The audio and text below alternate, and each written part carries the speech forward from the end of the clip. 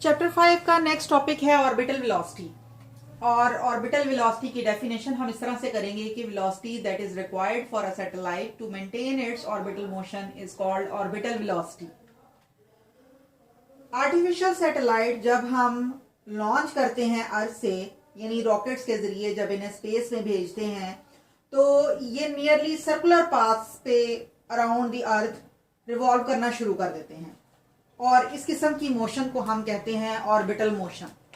यानी अर्थ के गिर्द सर्कुलर पाथ पे मूव करने को हम ऑर्बिटल मोशन कहेंगे और इस ऑर्बिटल मोशन को बरकरार रखने के लिए जो वेलोसिटी रिक्वायर्ड है उसको हम ऑर्बिटल वेलोसिटी कहेंगे।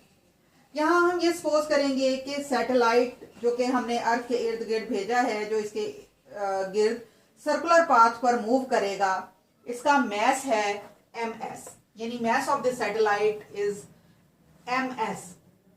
स्मॉल s हमने इसके लिए सैटेलाइट के लिए यूज किया है। उसके बाद ऑर्बिटल स्पीड जो हम कैलकुलेट करेंगे वो होगी v।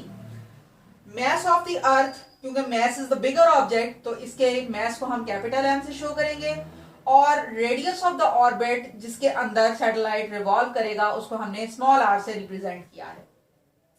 अब ये सैटेलाइट चूंकि सर्कुलर पाथ को फॉलो कर रहा है तो इसके ऊपर जरूरी बात है कि सेंट्रीपिटल फोर्स एक्ट करेगी जो कि mv² ओवर r के इक्वल होती है।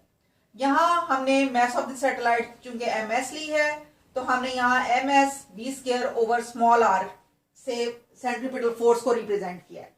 दूसरी फोर्स जो इसके ऊपर एक्ट कर रही है वो है अर्थ की ग्रेविटेशनल पुल। तो ग्रेविटेशनल फोर्स हम ग्रेविटेशनल लॉ से लिखते हैं gmm ओवर r²।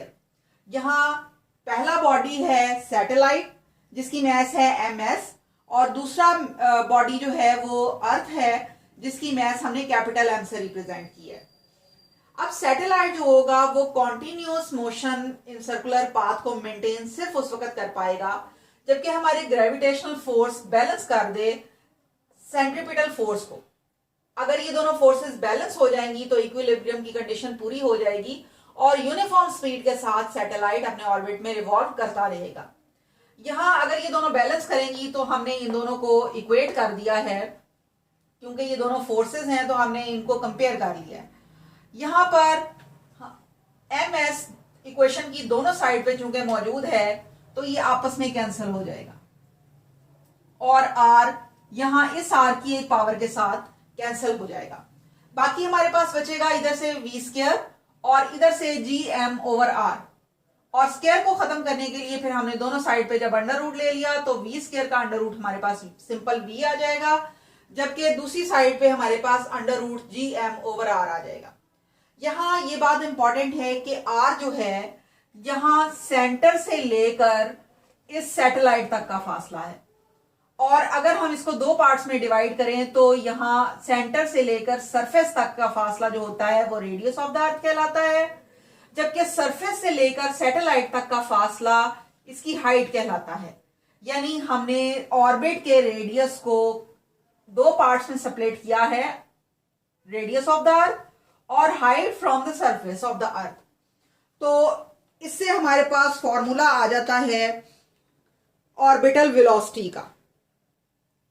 अगर हम इतनी ऑर्बिटल वेलोसिटी किसी सैटेलाइट को प्रोवाइड कर दें तो वो अपनी ऑर्बिटल मोशन को मेंटेन करेगी, नहीं तो क्या होगा कि वो अपनी मोशन को मेंटेन नहीं कर पाएगी और वापस अर्थ की तरफ फ्रीली फॉल कर जाएगी।